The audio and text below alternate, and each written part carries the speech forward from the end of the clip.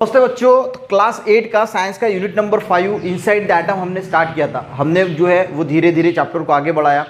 आज इसमें हम सीखने वाले हैं आइसोटोप्स का कंसेप्ट। देखिए ये कंसेप्ट बहुत इंपॉर्टेंट है, आने वाले पूरे फ्यूचर क्लासेस में आपको इसका जो है वो इस्तेमाल होने वाला है, तो इसको अच्छी तरीके से समझ लीजिए। देखिए सबसे पहले ये वर्ड को ध्यान से देखिए, क्योंकि एक कंसेप्ट आइसोटोप्स है और एक कंसेप्ट आएगा आपको आइसोबार्स, तो आपको थोड़ा कंफ्यूजन हो जाता है फिर आइसोटोप्स आइसोबार्स में, इसीलिए मैं आपको बता रहा हूं। देखिए इसमें क्या है, आइसोटोप्स, टोप्स में आपको क्या दिख रहा है, ये टॉप, ठीक है, यानी जो टॉप वाला, और ये जो ईएस है यानी इसको हम बोल सकते हैं डिफरेंस, ठीक है, यानी टॉप में जो चीज है उसमें डिफरेंस। अब क्या है वो भी हम सीखेंगे, तो ये सबसे पहले समझ लीजिए। यहाँ पे एक वर्ड है टॉप, आइसोटोप्स में क्या है टॉप, यानी टॉप में जो है उसमें डिफरेंस है। अब देखिए कोई भी सिंबल हम लिखते हैं तो उस पर ए ऊपर लिखते हैं और जेड नीचे लिखते हैं, यानी ए से स्टार्ट किया ABCD और ऐसा ऐसा जेड पे खत्म किया, यहाँ पे लिखा किसी भी सिंबल को, ठीक है। धीरे धीरे हर चीज समझ में आएगी। ये का मीनिंग क्या होता है, मास नंबर, और जेड का मीनिंग क्या होता है, उस एलिमेंट का, एटम का एटॉमिक नंबर। उस एलिमेंट का एटॉमिक नंबर हम जेड से रिप्रेजेंट करते हैं और ए से रिप्रेजेंट करते हैं उसका मास नंबर। तो मास नंबर हम ऊपर लिखते हैं, एटॉमिक नंबर नीचे लिखते हैं, जिसको जेड से रिप्रेजेंट करते हैं, ए से एटॉमिक मास नंबर को रिप्रेजेंट करते हैं। मास नंबर यानी क्या होता है, देखिए ये चीजें हमने पहले बहुत बार डिस्कस की है, तो आपको प्लेलिस्ट में जाना है, पहले पार्ट से इसको, इस यूनिट को अच्छी तरीके से समझना है। मास नंबर का मीनिंग क्या होता है, जिसने प्रोटॉन और न्यूट्रॉन है। देखिए कोई भी एटम होता है, एटम का न्यूक्लियस के अंदर क्या होता है, प्रोटॉन एंड न्यूट्रॉन। तो न्यूक्लियस के अंदर क्या है, प्रोटॉन एंड न्यूट्रॉन। तो जितना प्रोटॉन है और न्यूट्रॉन है उसकी एडिशन की तो वो हमें मिलता है मास नंबर। और एक होता है एटॉमिक नंबर, जो होता है नंबर ऑफ प्रोटॉन्स, यानी जितने प्रोटॉन्स है उतना उसका जो है वो एटॉमिक नंबर रहेगा। यानी प्रोटॉन नंबर क्या दर्शाता है, एटॉमिक नंबर। और ये प्रोटॉन प्लस न्यूट्रॉन ये दोनों मिला के क्या बनते हैं, मास नंबर। समझ में आ गया। तो ये बनता है, ये सिंबल ए और जेड, हम इस प्रकार उसको राइट करते हैं। तो टॉप्स की मैंने बात की, सबसे पहले टॉप्स में तो होता क्या है, एक ही एलिमेंट पर उसका मास नंबर जो है वो अलग अलग होता है। यानी मास नंबर अगर अलग अलग होगा तो उसको हम क्या बोलेंगे, आइसोटोप्स। अब हम यहाँ पे पढ़ेंगे, पढ़ने के बाद जो है वो आपको धीरे धीरे ये समझ में आएगा। देखिए आइसोटोप्स क्या है, आपकी भी बुक निकाल लीजिए। Atomic number is a fundamental property of an elements. अब फंडामेंटल प्रॉपर्टीज यानी क्या होता है, एटॉमिक नंबर एक फंडामेंटल प्रॉपर्टी है। फंडामेंटल प्रॉपर्टी यानी वो चेंज नहीं होती। कोई भी फिजिकल फैक्टर है, बाहर का टेम्परेचर है, एयर है, उसका उस पर इफेक्ट नहीं होगा। ऐसा नहीं होगा कि टेम्परेचर बढ़ गया तो उसका एटॉमिक नंबर जो है वो बढ़ गया या कम हो गया। तो एटॉमिक नंबर जो है एक फंडामेंटल जो है वो प्रॉपर्टी है एलिमेंट की। फंडामेंटल यानी वो चेंज नहीं होता, ये समझ में आ गया।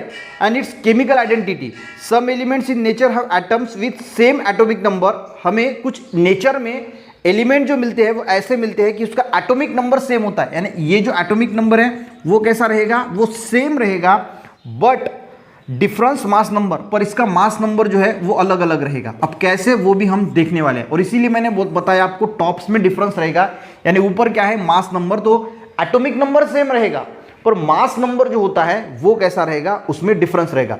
सच atom of the same element, ऐसे एटम सेम एलिमेंट के, क्लियर, एलिमेंट क्या है सेम है, हैविंग डिफरेंट मास नंबर, जिसका मास नंबर डिफरेंस है, आर कॉल्ड आइसोटोप्स। आइसोटोप्स क्या बोलूंगा, such atom of an element having different mass number same atomic number is known as isotopes.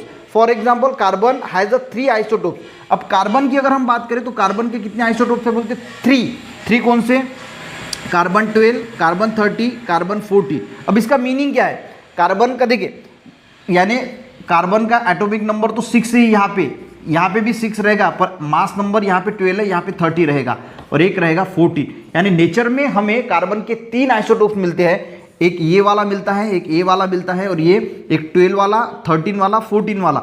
यानी इसका मास नंबर 12 है, इसका मास नंबर 13 है, इसका मास नंबर 14 है, क्लियर।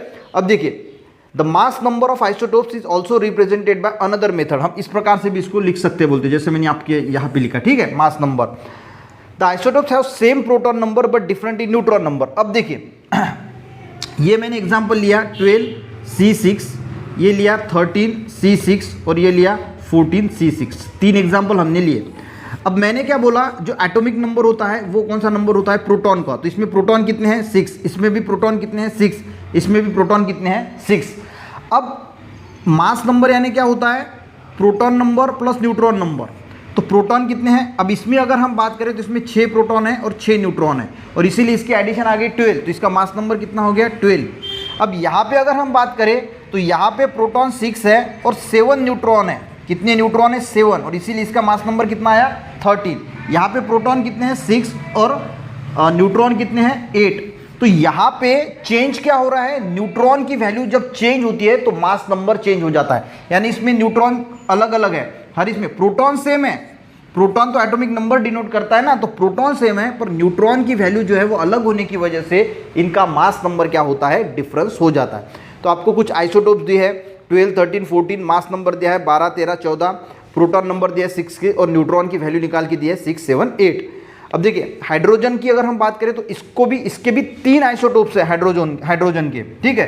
तो पहला जो होता है they have separate names, deuterium and hydrogen, जिसमें एक एक है, यानी देखिए ये हो गया, इसको बोला जाएगा हाइड्रोजन। दूसरा है जिसका मास नंबर 2 है, उसको बोला जाता है ड्यूटेरियम, ठीक है। और एक होता है ट्रिटियम यानी ये इस प्रकार से, यानी इसमें एटॉमिक नंबर तो सेम है पर मास नंबर जो है इसका 1 है, इसका 2 है और इसका 3 है। इसमें 1 न्यूट्रॉन है, इसमें 2, ठीक है। इसमें कितना है, सॉरी इसमें जो है वो न्यूट्रॉन नहीं होता, इसमें 1 न्यूट्रॉन होता है और इसमें 2 न्यूट्रॉन होते हैं। Mass number, collect the information, इसमें कितने प्रोटॉन है। देखिए इसमें अगर हम बात करें तो यहाँ पे आपका दिया है नंबर ऑफ न्यूट्रॉन्स 1 है, पहले इसमें प्रोटॉन रहेगा 1, न्यूट्रॉन रहेगा 0, दूसरे इसमें आपको ये लिखना है, ठीक है, ये वाला, इसमें प्रोटॉन, इसमें जो नंबर ऑफ प्रोटॉन है वो रहेगा 1 और न्यूट्रॉन का नंबर रहेगा 1, और ट्रिटियम में प्रोटॉन का नंबर रहेगा 1 और न्यूट्रॉन का नंबर रहेगा 2, ठीक है। तो इसमें पहले इसमें न्यूट्रॉन कितने होते हैं, 0 होते हैं, क्लियर। और बाकी क्लोरीन का दिया है और ये 37 दिया है, तो आपको इसको जो है वो कंप्लीट कर लेना है। कंप्लीट करके दूँ, ठीक है, कंप्लीट करके देता हूँ, ठीक है। यहाँ पे देखिए क्या है, एक ही कंप्लीट करेंगे, एक आपके लिए रख देंगे, ठीक है। इस पे क्या है 35, 70, तो इसमें प्रोटॉन कितने होंगे, प्रोटॉन होंगे 17, और न्यूट्रॉन कितने होंगे, न्यूट्रॉन जो होता है वो 35 माइनस आपको 17 करना पड़ेगा, तो ये कितना आएगा 18।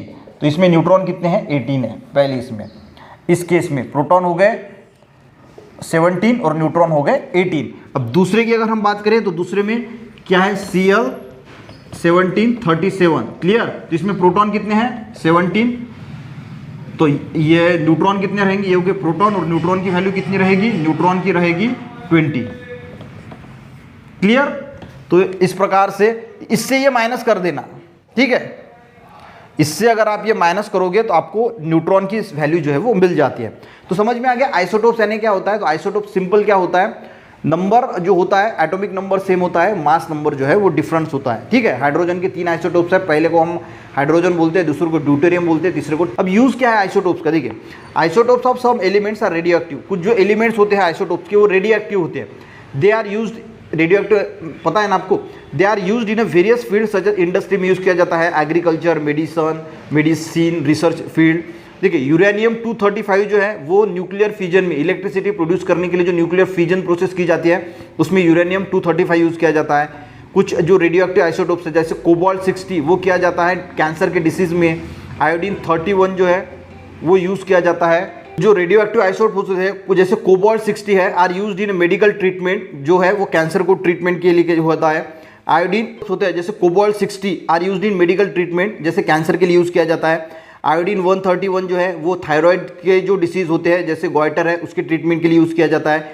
रेडियो एक्टिव आइसोटोप जैसे है जैसे जो सोडियम 24 है वो अगर पाइप अंडरग्राउंड पाइप्स वगैरह होते हैं वहाँ पे जो लीकेज वगैरह होते हैं वहाँ में यूज़ किया जाता है। कुछ रेडियो आइसोटोप जो है माइक्रोब से प्रिजर्व करने के लिए यूज़ किया जाता है, जैसे आइसोटोप C40 है, ये कोई भी पुरानी जो चीज़ें होती है उसका एज क्या है वो डिटरमाइन करने के लिए यूज़ किया जाता है। तो इसके उस तरीके से जो है वो आइसोटोप्स का जो है वो यूज़ किया जाता है। तो आई थिंक आपको आइसोटोप जो है वो अच्छी तरीके से समझ में आ गया होगा। वीडियो हेल्पफुल रहा, एक लाइक ज़रूर करना, दोस्तों को भी शेयर करना, चैनल पर नए सब्सक्राइब करना।